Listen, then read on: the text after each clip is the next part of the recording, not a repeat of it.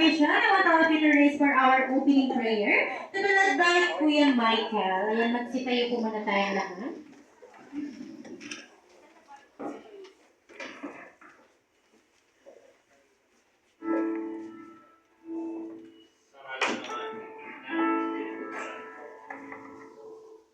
Diyos namin buhay, walang hanggang pasasalamat ang nais namin sabihin sa iyo.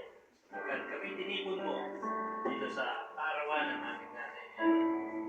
Lubos kami nagpapasalamat sa biyayang buhay, lakas ng katawan na patuloy niya